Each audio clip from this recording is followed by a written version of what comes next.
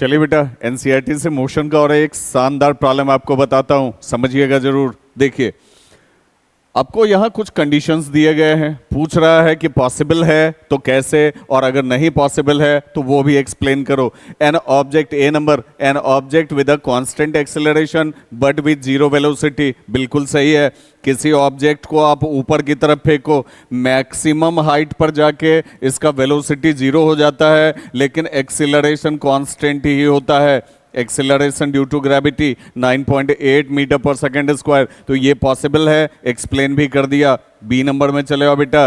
N object moving with an acceleration but with uniform speed, अगर कोई भी body are radius के circular path में घूम रही है तो क्योंकि यहाँ इनफिनाइट टाइम डायरेक्शन चेंज होता है बेटा, इसीलिए अगर स्पीड कांस्टेंट भी रहेगा, स्पीड कांस्टेंट भी रहेगा तो वेलोसिटी वैरी करता रहेगा, वेलोसिटी वेरिएबल होता रहेगा। तो कांस्टेंट स्पीड के साथ भी अगर कोई बॉडी सर्कुलर पाथ में घूमती है तो इसका मोशन एक्सीलरेटेड माना जाता है।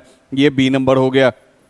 सी number, an object moving in a certain direction with an acceleration in the perpendicular direction, simple सी बात है। जैसे कोई ऑब्जेक्ट, मान लो एरोप्लेन है, ये हवा में उड़ रहा है, एरोप्लेन है ये हवा में उड़ रहा है, किसी पर्टिकुलर डायरेक्शन में उड़ रहा है, लेकिन इसका एक्सीलरेशन, इसका वेलोसिटी का डायरेक्शन जो है वो तो सर्टेन डायरेक्शन में जा ही रहा है, एक्सीलरेशन इसका परपेंडिकुलर होगा, acceleration due to gravity 9.8 metre per second square. तो ये भी कंडीशन पॉसिबल है। अगर कोई एरोप्लेन वगैरह हवा में उड़ रहा है तो उसके वेलोसिटी का डायरेक्शन अलग होगा और उसके एक्सीलरेशन का डायरेक्शन अलग होगा।